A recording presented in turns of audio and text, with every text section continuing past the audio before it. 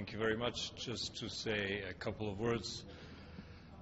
First of all, I want to thank the Security Council and the Member States today for the extensive debate which we've had on the situation in the Middle East, including the Palestinian question. The debate today pointed out a couple of very important things. One is that no debate on the region can be complete without addressing the oldest conflict, which is the Israeli-Palestinian conflict, that needs to be brought to a sustainable solution. Secondly, that we are facing a rising tide of radicalism and extremism across the Middle East that needs to be tackled by cooperation through member states and international organizations alike.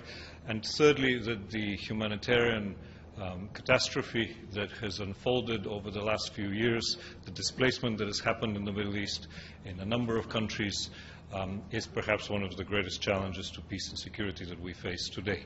I would like to also add one other aspect that today we did not have enough time to focus on in the briefing, and that is the continuing deteriorating situation in Gaza, which over the last few weeks faces a new crisis related to the lack of electricity, a crisis that needs to be resolved as quickly as possible. And I take this opportunity once again to call on the international community, as well as on all relevant factions, the Palestinian Authority, the Israeli government, Egypt, and certainly those who control Gaza currently, to find a rapid resolution to the energy crisis, which has left people there with less than 6 hours of electricity per day. It is one of the top priorities which we currently face on the ground to resolve. Thank you. Please. One question. While you were at the Security Council, Hamas issued a video in which they claimed, or they made fun of, Hadar Goldin and Doron Shaul and their family, and saying that they were actually alive, or I don't know whether it was a spoof or whether it was. Could you address that situation that you know, they keep taunting the families?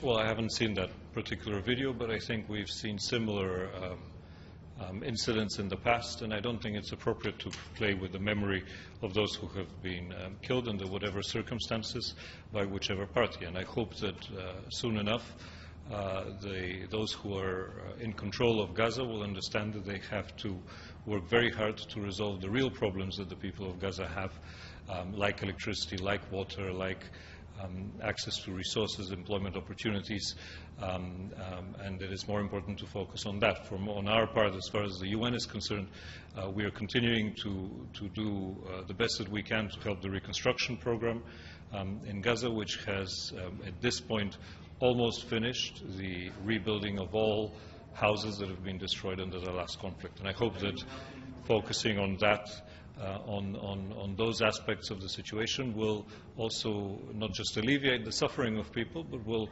gradually help resolve a number of other issues on the ground. Including that issue of returning the bodies of those two missing soldiers?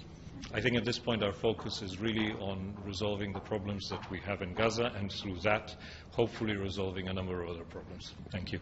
Yeah. Last week we saw the 8th resolution that failed to pass regarding Syria. What is the goal for the UN in this continued fight, and how do you see moving forward bringing peace to this area? I think certainly, as I said in the briefing earlier today, keeping the unity of the Security Council is important.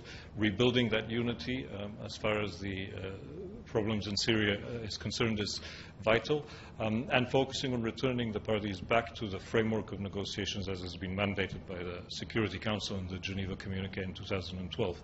This is certainly a priority on the political front, and also providing the necessary access to relieved communities on the humanitarian part is also a key priority. And last but not least is obviously pursuing the accountability for the alleged chemical weapons usage that has happened in Syria over the last few weeks. Thank you.